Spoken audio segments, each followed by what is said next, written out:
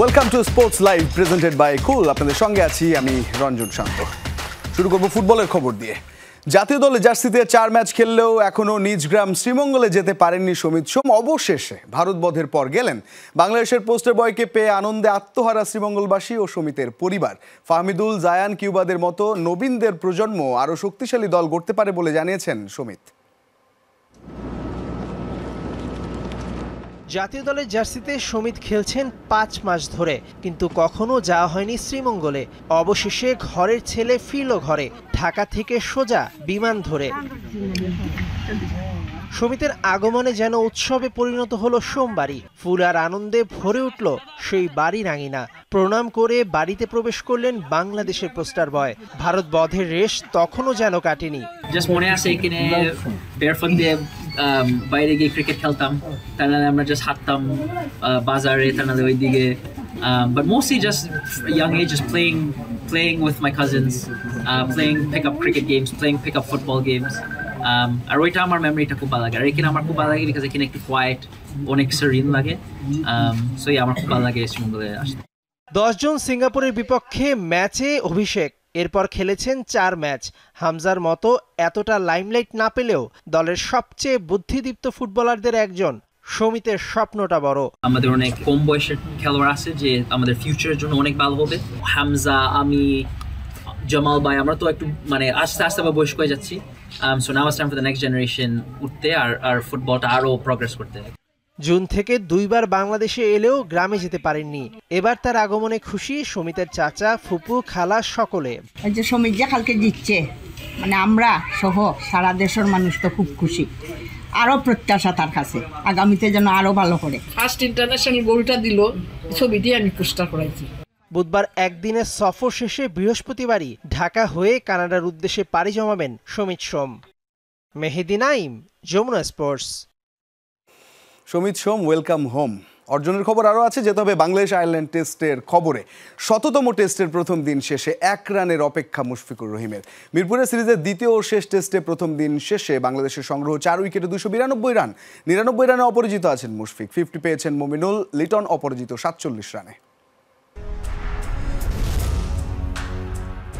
সবচেয়ে কম বয়সী ক্রিকেটার হিসেবে লর্ডসে টেস্ট অভিষেক, যার শুরুটা হয়েছিল রেকর্ড গড়ে। সেই মুশফিকুর রহিম দেখতে দেখতে পার করেছেন আন্তর্জাতিক ক্রিকেটে 20 বছর। লম্বা এই পথ চলায় অনেক রেকর্ড গড়েছেন মুশফিক, যার মধ্যে সবচেয়ে সেরাগুলোর একটি হলো দেশের ক্রিকেটের প্রথম এবং সর্বাধিক 3টি ডাবল সেঞ্চুরি করার কীর্তি। দেশের হয়ে 219 রানের ব্যক্তিগত সর্বোচ্চ ইনিংসটিও তার।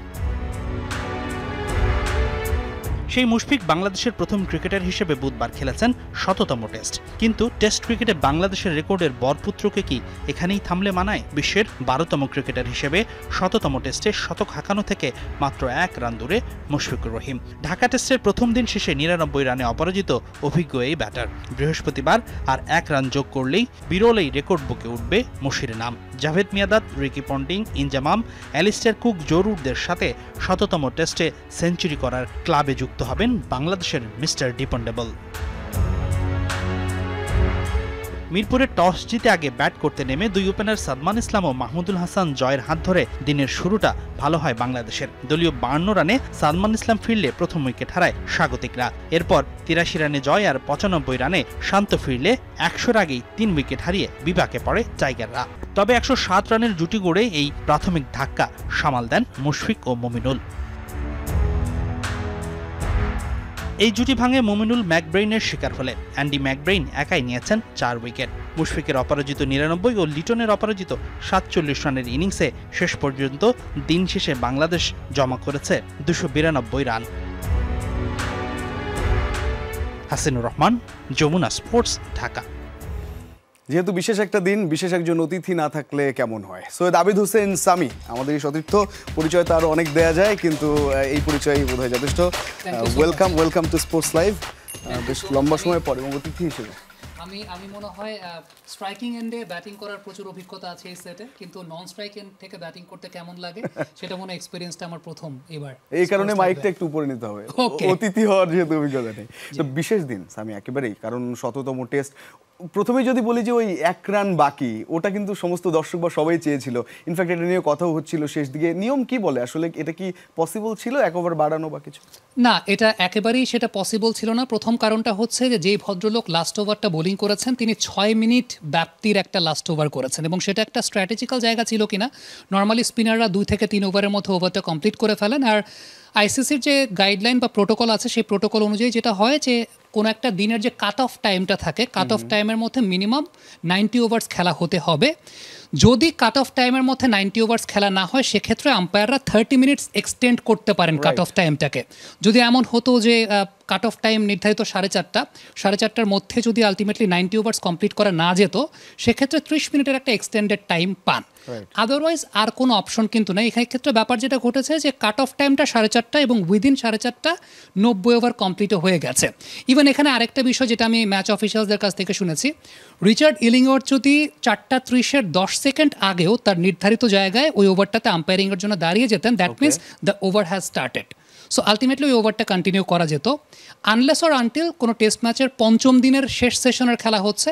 এটা আসলে সুযোগ নাই যে আপনার কাট অফ টাইম যখন হয়ে গেছে এবং আপনি 90 ওভার্স কমপ্লিট করে ফেলেছেন তখন আপনি আর খেলা আসলে চালাতে পারবেন না।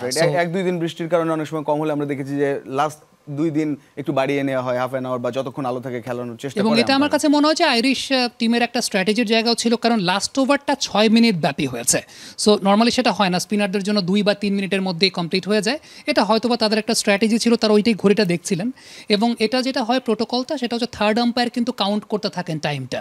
যদি 10 সেকেন্ড আগেও আলটিমেটলি ওভারটা শুরু করা যেত 4:30, then the over would continue. Overall কত বড় অর্জন দেশের ক্রিকেটে, প্রথম আসলে 100তম টেস্ট খেলা, যেখানে কুক রুটদের লেগে যায় 7-8 বছর হয়ে যায়, মুশফিকের সেখানে লাগলো 20 বছর। এটাও তো আলাদা একটা গল্প আসলে, বাংলাদেশের মতো জায়গায় সে এত বছর ধরে খেলতে হয়েছে তার এই 100তম টেস্ট মিট করতে। দেখেন রঞ্জন, আপনি আর আমি যে জেনারেশনে বড় হয়েছি, এখন পেশাদারভাবে আমরা ক্রিকেট নিয়ে কাজ করছি, কমেন্ট্রি করছি, বিশ্লেষণ করছি, উপস্থাপনা করছি।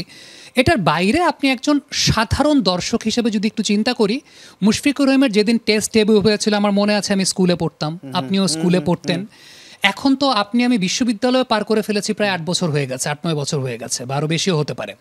সো আপনি ব্যাপারটা চিন্তা করেন, আমরা ক্যারিয়ার শুরু করে এখনই মানে মনে হয় যে ক্লান্ত হয়ে যাচ্ছে কিনা। এক্স্যাক্টলি। সো এই যে এত দীর্ঘ সময়ে, একে তো বাংলাদেশের মতো দেশ যারা হয়তো বা ক্রিকেটিং নেশন হিসেবে 3 ম্যাচের টেস্ট সিরিজ পায় না, সর্বশেষ কবে 3 ম্যাচের টেস্ট সিরিজ দেখেছিলাম আমি জানি না বাংলাদেশের জন্য। এরকম একটা দেশে, এরকম একটা ক্রিকেটিং নেশনে একজন মানুষ এরকম 20 বছর 21 বছর ধরে টেস্ট ক্রিকেট কন্টিনিউ করে যাচ্ছেন, নিজেকে ফিট রাখছেন, ডিসিপ্লিনড রাখছেন, এবং 100 টেস্ট খেলা বাংলাদেশের পক্ষে মানে কি you have been the most disciplined one, এবং আপনি সবচেয়ে ইন্সপাইরেশনাল ওয়ান। আমি গত বিপিএলের একটা গল্প আপনার সঙ্গে শেয়ার করি। কোনো একটা ম্যাচে মুশফিকুর রহিম যে টিমটায় ছিলেন সেই টিমটার খেলা আগে শেষ হয়ে গেছে, ফরচুন বরিশালের খেলা আগে শেষ হয়ে গেছে, সিলেটে খেলাটা হচ্ছিল। প্রেজেন্টেশন সেরেমনিতে যখন তামিম ইকবালরা ইন্টারভিউ দিচ্ছিলেন, মুশফিকুর রহিম তখন পুরো মাঠে চক্কর দিচ্ছিলেন, রানিং করছিলেন। একমাত্র he was the lone player who was travelling towards the entire ground. So not only cricket, life lesson অনেক বড় তার। এক্স্যাক্টলি। এবং এটা আমার কাছে মনে হয় যে অনেকে বলে না যে কেন এত ফিটনেস মেনটেন করেন, এত ডিসিপ্লিন মেনটেন করেন। এই কারণেই যে বয়সে এসে মাসেল মেমোরিগুলো আপনার সঙ্গে ধোকা দেওয়ার কথা, যে বয়সে এসে আপনার স্ট্রেংথ কিংবা আপনার এজিলিটি আপনার সঙ্গে ধোকা দেওয়ার কথা, সেই বয়সে এসে কিন্তু আপনি দাপিয়ে খেলছেন এবং 100তম টেস্টে আপনি সেঞ্চুরির দ্বার প্রান্তে, আর মাত্র একটা রান প্রয়োজন।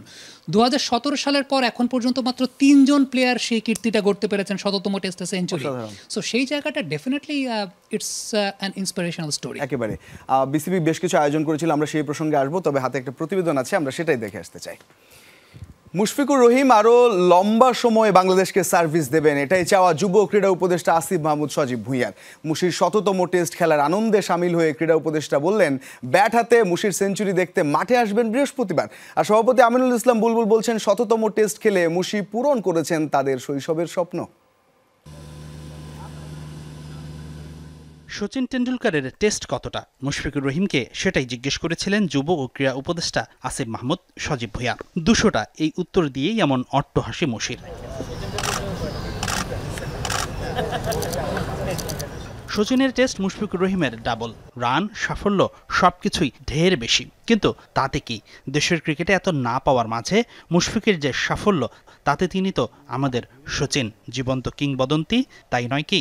আমরা ছোটবেলায় পত্রিকায় দেখতাম বিভিন্ন টেস্ট খেলুড়ে দেশের খেলোয়াড়রা 100 টেস্ট খেলছে, সেটা আমার ঘরের ছেলে মুশফিক প্রথম 100তম টেস্ট খেলছে। তো আজকের দিনটা শুধুমাত্র টেস্ট ক্রিকেটের জন্য আমাদের জন্য একটা অত্যন্ত একটা মাইল ফলক। মুশফিকুর রহিমের 100তম টেস্ট খেলার আনন্দে সামিল হতে সকালে আসতে পারেননি যুব ও ক্রীড়া উপদেষ্টা। তাই তো মুশফিকের 100তম টেস্ট শতক দেখতে হাজির হয়েছিলেন একদম শেষ মুহূর্তে, কিন্তু সেটাও হলো না, কারণ মুশফিক দিন শেষে অপরাজিত 99 রানে। সেই মাহেন্দ্র খানের সাক্ষী হতে বৃহস্পতিবার সকালে মাঠে হাজির হতে চান আসিফ মাহমুদ, তবে তাতে কোনো আক্ষেপ নেই তার। সাসপেন্স থাকা ভালো, আগামীকালকে আশা করি ইনশাল্লাহ সেঞ্চুরিটা হয়ে যাবে। আজকে মূলত অ্যাটলিস্ট লাস্ট ওভারটা যাতে দেখতে পারি, এবং সেঞ্চুরির দিকে যাচ্ছিল সেই জন্যই তাড়াহুড়ো করে আসা, কিন্তু পৌঁছতে পারিনি রাস্তায় জ্যামের কারণে। বাট আমি চেষ্টা করবো ইনশাল্লাহ মুশফিক ভাইয়ের সেঞ্চুরিটা দেখার। মুশফিকুর রহিমের বয়স 38+, আর কতদিন সার্ভিস দেবেন মিস্টার ডিপেন্ডেবল সেটা নিয়ে সংশয় আছে ভক্তদের মনে, কিন্তু এই বয়সেও মুশফিকের ফিটনেস আর পারফরমেন্স টপ লেভেলের। তাই তো এই ব্যাটারকে টেস্ট ক্রিকেটে আরও অনেক দিন দেখতে চায় তার ভক্তরা, যার ব্যতিক্রম নয় ক্রীড়া উপদেষ্টাও। মুশির আরও অনেক কিছু দেবার আছে দেশের ক্রিকেটকে, বিশ্বাস তার। আসলে মুশফিক ভাইয়ের সাথে আমাদের সবার চাইল্ডহুড জড়িত, বিশেষ করে আমাদের বয়সে যারা আছে। যখন দেখতাম যে বাংলাদেশের অবস্থা খারাপ, কিন্তু মুশফিক ভাই মাঠে আসছে, তখন একটু স্বস্তি ফিরতো যে না, এখন একটু হয়তো স্টেবল হবে, এখন একটু রান হবে। 100তম টেস্টে মুশফিক ভাই 100 রান করার মাধ্যমে বোঝা যাচ্ছে যে ওনার মধ্যে এখনও খেলা বাকি আছে, এবং এটা 100তম টেস্টেই থামবে না, এটা সামনের দিকে আরও আগাবে। Thank you everyone. Hasinur Rahman, Jamuna sports, Dhaka. Syed Abid Hossain Sami আছেন আমাদের সঙ্গে। মুশফিককে নিয়ে কথা বলছিলাম, স্বাভাবিকভাবে আজকে দিনটা তার শতার্ধ টেস্ট ডেবু হয়ে গেছে বাংলাদেশে, 107-8 হবে এরকম। মুশফিক প্রথম, ভবিষ্যতে কি আর একটু দ্রুত হবে এই জায়গাগুলো? আমার কাছে মনে হয় যে কালচার বিল্ড আপ করাটা খুব গুরুত্বপূর্ণ একটা বিষয়। আপনি খেয়াল করে দেখবেন যে মুশফিকুর রহিম লাস্ট যতগুলো এনসিএল হয়েছে, লাস্ট 6-7 বছরে যতগুলো এনসিএল হয়েছে, ন্যাশনাল টিমের কোর প্লেয়ার যারা, তাদের মধ্যে one of the consistent players who played NCL is Mushfiqur Rahim. Even এই তার 100তম টেস্টের আগেও আপনি খেয়াল করে দেখবেন যে মুশফিকুর রহিম এনসিএল এর ম্যাচ কিন্তু খেলেছেন। সো তিনি যখনই সময় পান তিনি কিন্তু এনসিএল বা বিসিএল খেলার চেষ্টা করেছেন, হুইচ ইজ অ্যান এক্সাম্পল। কারণ যত বেশি আপনি লঙ্গার ভার্সন ক্রিকেট খেলবেন, আপনার অন্য দুই ফরম্যাটের টেকনিক্যাল যে শার্পনেস সেটাও কিন্তু বৃদ্ধি পায়। ডেফিনেটলি আমরা এক্সপেক্ট করব যে টেস্ট ক্রিকেটটার প্রতি আগ্রহের জায়গাটাও বাড়বে। এটা একটা এক্সাম্পল যে দেশের হয়ে 100টা টেস্ট ম্যাচ খেলা, it's a matter of pride. Test ক্রিকেটের একটা অনেক বড় জায়গা যে আপনি 100তম ম্যাচ খেলছেন, it will be an inspiration, এটা প্রত্যেকের জন্য, এবং আমরা সেটা এক্সপেক্টও করি যে অদূর ভবিষ্যতে হয়তো এই সংখ্যাটা পারবে, যদিও আমাদের দেশের জন্য আসলে ভেরি ডিফিকাল্ট, কারণ আমরা টেস্ট চ্যাম্পিয়নশিপেরও খুব বেশি ম্যাচ পাই না, আমরা একটা দ্বিপাক্ষিক সিরিজও 2টার বেশি টেস্ট ম্যাচ পাই না, সব কিছু মিলিয়ে তারপরও হয়তোবা সময় লাগবে। কিন্তু এটা একটা মনে হয় বেঞ্চমার্ক সেট করলেন মুশফিকুর রহিম যে ঠিক আছে, আমাদের মতো দেশের হয়তোবা 100টা টেস্ট খেলতে 10, 12, 15, 20 বছর সময় লাগে, বাট এই সময় পর্যন্ত নিজেকে মেনটেন করার যে একটা বেঞ্চমার্ক, সেটা পরবর্তী প্রজন্মের ক্রিকেটারদের জন্য অনেক বেশি মাত্র ইম্পর্টেন্ট। এবং এটা শুধুমাত্র অ্যাজ আ ক্রিকেটার না, as a disciplined human being, as a human being আপনার লাইফ স্কিল, লাইফ লেসনের জায়গা। আমরা সাম্প্রতিক সময় দেখছি অনেকেই মন্তব্য করছেন যে তার ড্রেসিং রুমের প্রত্যেকটা জিনিস পরিপাটি থাকে, এই বিষয়গুলো কিন্তু একটা লাইফ লেসনের জায়গা। সো যে মানুষটা ব্যক্তিগত জীবনে যত বেশি গোছানো, তিনি মাঠেও তত গোছানো পারফরমেন্স দিতে পারেন বা পারবেন, সেই জায়গাটা আমার কাছে মনে একটা বেঞ্চমার্ক মুশফিকুর রহিম। এবং বিসিবি তাদের জায়গা থেকে চেষ্টা করেছে ওভারঅল এই জিনিসটাকে আরেকটু প্যাম্পারিং করা, কিংবা এটা যে একটা প্রাইডের বিষয়, সেটা হোপফুলি পরে যারা আসবেন এই পথ ধরে তারা এটাতে ইন্সপায়ার্ড হবেন এবং তারা আরও দ্রুত শত টেস্ট খেলবেন। মুশফিকও আরও এগিয়ে যাক বাংলাদেশের জার্সিতে। অসংখ্য ধন্যবাদ সামি যুক্ত হওয়ার জন্য। হোপফুলি নিয়মিত এরকম আড্ডা গল্প হবে। Thank you so much, thank you Ranjan, এবং হোপফুলি এই টেস্ট ম্যাচটা আমরা কন্টিনিউ করবো একসাথে। Thank you. ভারত বধের পর হামজা ইংল্যান্ডে, সমিত সিলেটে, আর বাকিরা যে যার ক্লাবে গেছেন। হেড কোচ হ্যাভিয়ার ক্যাব্রেরা রাতে ধরছেন স্পেনের ফ্লাইট। পরের মিশন সিঙ্গাপুরের জন্য অপেক্ষা আগামী বছর 31 মার্চ পর্যন্ত। এদিকে ভারত বধের জন্য পুরো দলকে কোটি টাকার উপরে বোনাস দিতে যাচ্ছে ফুটবল ফেডারেশন। রাতে স্বস্তির ঘুম শেষে বাংলাদেশ দলের টিম হোটেলে ভারত বধের রেশ তখনও কাটেনি। কিউবা মিচেল, শ্রাবণরা হোটেল ত্যাগ করে নিজ নিজ ক্লাবে গেছেন। আগামী সপ্তাহেই শুরু হচ্ছে ঘরোয়া ফুটবল, তাই অবসর নেই। যাবার আগে হেড কোচের সঙ্গে এ বছরের শেষ দেখাটা করলেন। রাতে ক্যাব্রেরা নিজেও ধরবেন স্পেনের ফ্লাইট। প্রথমবারের মতো জাতীয় দলের সুযোগ পেয়েই জয় দেখাটা কিউবা মিচেলের সেরা অনুভূতি। The coach gave me a good tip. He just says just be learning all the time, keep watching the senior players and watch what they do and pick things up, and I think that's what I've tried to do. So as far as that's kind of the biggest thing I've took from players like Hamza and Shamit. Hamza Chowdhury ভোরেই দেশ ছেড়েছেন নিজ ক্লাবের উদ্দেশ্যে। যাবার আগে বাফুফেতে নারী ফুটবলারদের সময় দিয়েছেন। হাউসটাকে একটা মানে চিত্রাঙ্কন দিয়ে যেটাকে বলা হয় সেটা সাজানো হচ্ছে, সেটাই জাস্ট দেখানো। ওখানে ওরা গিয়েছিল, হামজা, সমিত আর জামাল সহ প্রেসিডেন্ট ছিলেন আর ভাইস প্রেসিডেন্ট ছিলেন। মেয়েদের টিমের যারা মেয়েরা ছিলেন, সি অফ করার আগে দেখে যাওয়া হামজার যে আমরা আসলে চেষ্টা করছি। ম্যাচ জয়ের পর টিম হোটেলে ফুটবলারদের সঙ্গে বাফুফে সভাপতি ডিনার করেছেন। সেখানেই দিয়েছেন বড় বোনাসের প্রতিশ্রুতি। পুরস্কারটা ঘোষণা করার পরে আরও উজ্জীবিত হয়ে যায় যে যাক, আমরা একটা রিওয়ার্ড পেলাম, ঘোষণা পেলাম, রিওয়ার্ড পেলাম। ঠিক পাশেই ছিলেন আমাদের প্রেসিডেন্ট তাবিজ আউয়াল সাহেব। তো ওনার দিকে তখন প্লেয়ারে গেছে যে উনি 2 কোটি বললে তো উনি প্রেসিডেন্ট 2 কোটি বলছে, আমরা আরও চাই আপনার কাছে।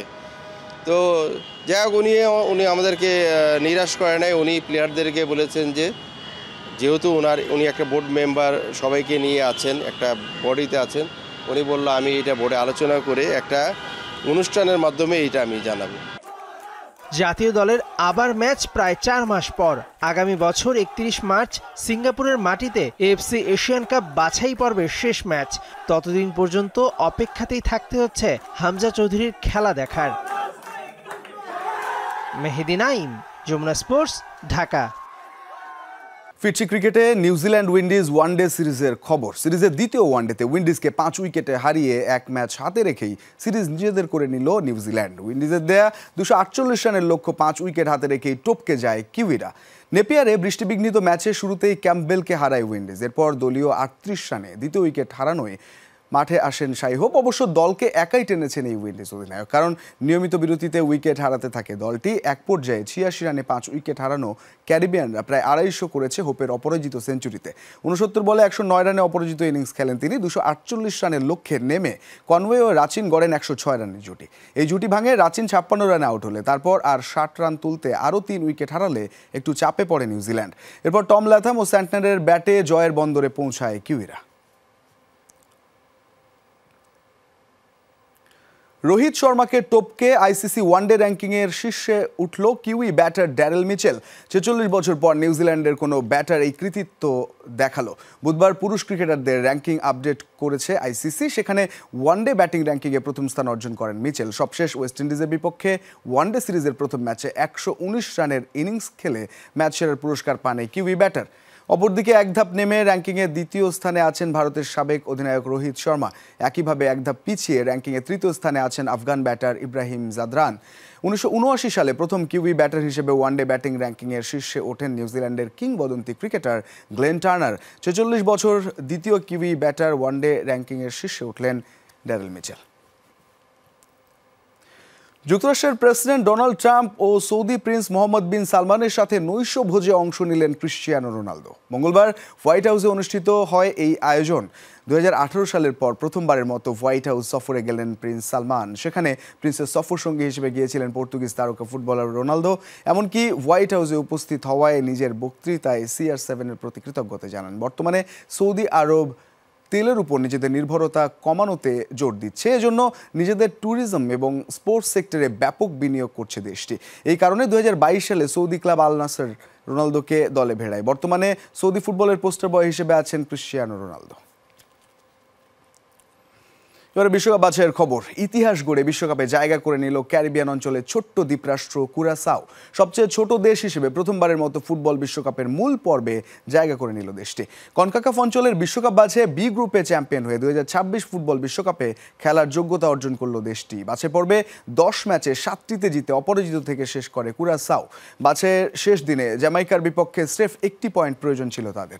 হার এড়াতে পারলেই নাম লেখাবে বিশ্বমঞ্চে। সেই ম্যাচে শেষ মুহূর্তে তৈরি হয় নাটকীয়তা। অতিরিক্ত সময়ের ৪র্থ মিনিটে আইজ্যাক হেইডেনের ফাউলে পেনাল্টি পায় জ্যামাইকা, কিন্তু ভিএআরে সিদ্ধান্ত বাতিল হলে রচনা হয় নতুন এক ইতিহাস। কনকাকাফ অঞ্চল থেকে কুরাসাওয়ের সঙ্গে বিশ্বকাপে উঠেছে হাইতি ও পানামা। নিকারাগুয়াকে ২-০ গোলে হারিয়ে ১৯৭৪ সালের পর প্রথমবারের মতো বিশ্বকাপে ফিরছে হাইতি। এই ছিল আজকের স্পোর্টস লাইভে। এতক্ষণ সঙ্গে থাকার জন্য ধন্যবাদ সবাইকে।